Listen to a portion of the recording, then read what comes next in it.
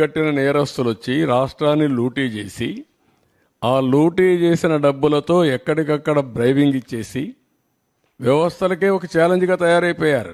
అదొక సమస్య ఉంది నాకు ఇక్కడ, మీరు గుర్తుపెట్టుకోవాలి. వ్యవస్థలో 5 ఏళ్లు సంపాదించిన డబ్బులుంది, ఏ వ్యవస్థనైనా కొనే శక్తి ఉంది, ఆ వ్యవస్థను కొనే పరిస్థితికి వస్తారు. అందుకే మార్నింగ్ కూడా బ్యాంకర్స్ అని చెప్పాను, 200-500 రూపాయలు రద్దు చేయండి, క్యాష్లెస్ విలేజెస్ ఉండేట్టుగా ఎక్కడ చూసినా డిజిటల్ కరెన్సీ ప్రమోట్ చేయండి మీరు అని చెప్పాం. అవన్నీ ఏంటి మనం చెప్పేట్టు లాంగ్ టర్మ్లో ఒక వాల్యూ బేస్డ్ ఇవన్నీ. కానీ ఇప్పుడు ఎట్లా ఫేస్ చేయాలి ఇవన్నీ ఉంటాయి. ఎవరు ఎన్ని అరిచినా ఎన్ని బెదిరింపులు చేసినా ఐఎమ్ వెరీ క్లియర్, ఎవ్వరు కూడా నేరస్తులు తప్పించుకోలేరు, అవినీతి పరులు తప్పించుకోలేరు. ఎక్కడ విక్టిమైజేషన్ ఉండదు ఈ గవర్నమెంట్లో. ఈ గవర్నమెంట్లో ఒకటే ఉంటుంది, ఫర్మ్గా ఉంటుంది గవర్నమెంట్, ఎవ్వరికి భయపడదు.